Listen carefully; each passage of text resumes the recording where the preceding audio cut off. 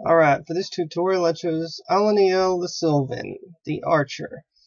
Now, I'm going to show you what her ability is by rearranging my units so that way she will be able to display what it is she does. Now, her ability is Acute Arrowhead. Attacks 2 tiles in a row with 70% damage to each subsequent enemy. As there's only one subsequent enemy, that means the second enemy is going to take 70% of this damage, as seen here. So she was able to kill 2 units in a row with that one attack. It's telling me to catch this soul. Now, if you want to see it at an angle, then she would need to be right here, and she will be able to hit both of those units in that line. In this section, I'm going to try and showcase all 3 variations of her shooting ability.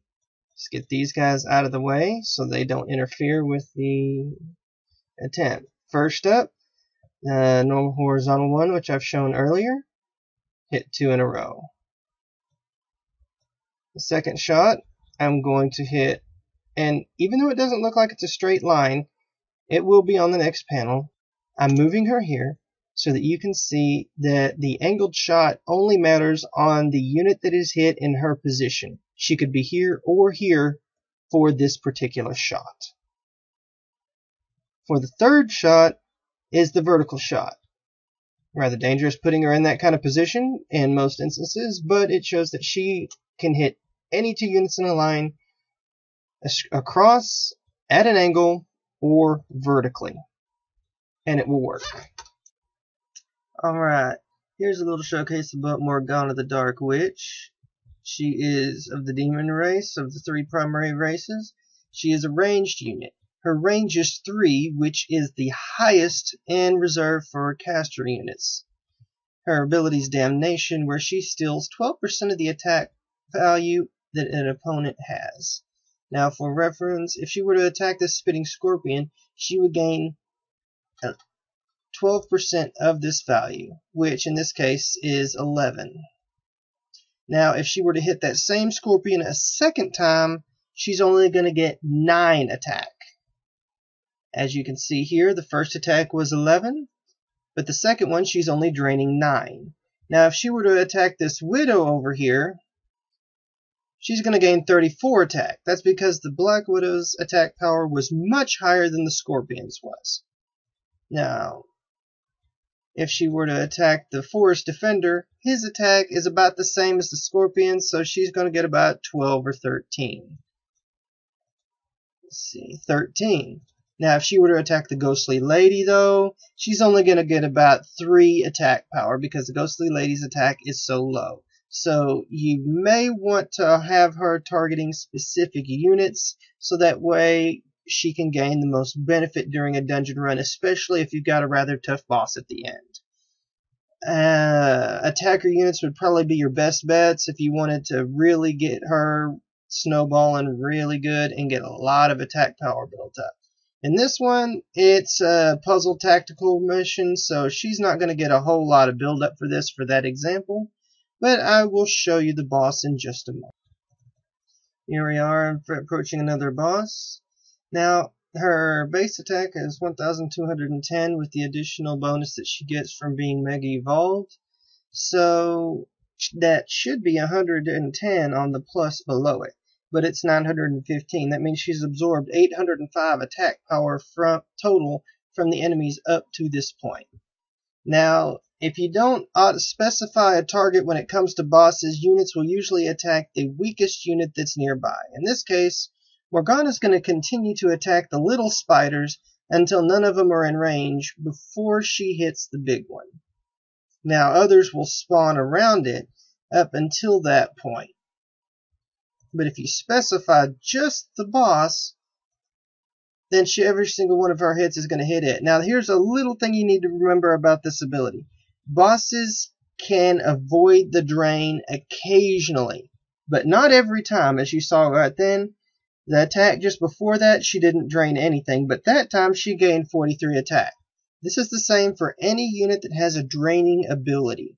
Bosses have about a 50-50 chance of evading that particular ability. but it doesn't mean that they are immune. So keep that in mind with Morgana if you're having trouble with a boss that has a rather high attack power or is obnoxious and constantly increases his attack power over time.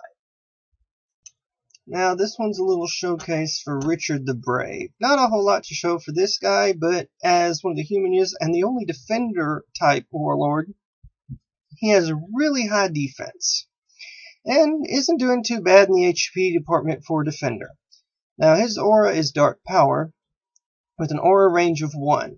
So that means the units in your army that are of the human race type will gain 32% to their attack power.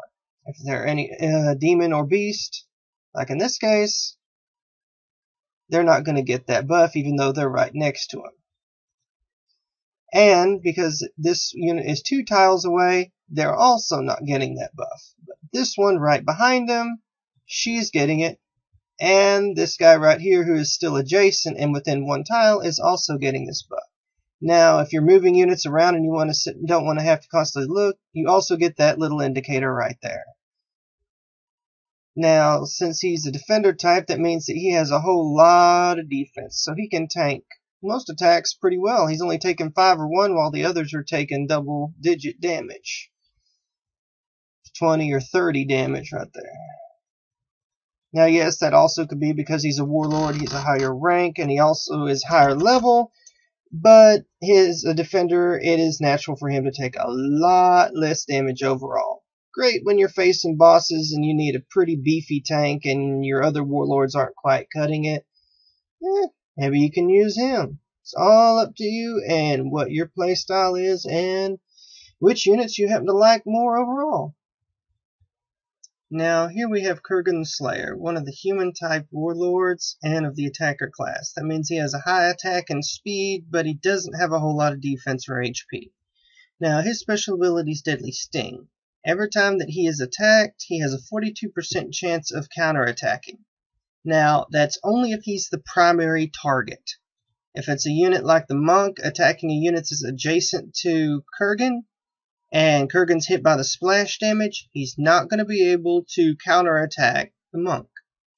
But if the Monk were to be targeting him specifically, and he's the center, then yes, he will be able to counterattack. Now right here, he parried the attack just then, showing you it is proc. Didn't do it that time though. As I said, it's only a 42% chance. Pretty handy when you've got a big tough unit sitting right in front of him. But you got to keep in mind that Kurgan doesn't have a whole lot of health or defense. So you'll want to either have it. The counterattacks kind of give and take. It may be worth it when he's a higher level and you have like a lot of trash units that are just in the way. But he's not going to be a good damage soaker. So you're going to have to build your team and keep that in mind.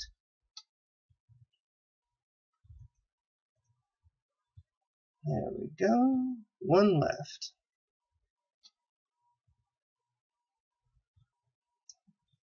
Here we go. Adar the Igneous.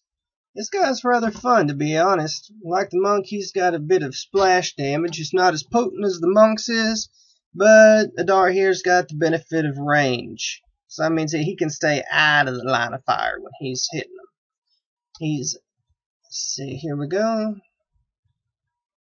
Now, you didn't see it that time because the Monk's being a little bit mean, so let's get the Monk out of the way. Get the girly here out of the way. And there we go. Now, Adar, he's not going to be aiming for the boar, I don't think, so let's hope he hits. There we go. There's a good bit of splash damage right there. Being ranged means he can sit there and hit some of the units behind the front line and splash damage to those behind, just like the Monk, but he also stays out of the line of fire. And that splash damage is no joke. There we go. Vlad the Impaler, one of the 2 demon warlords.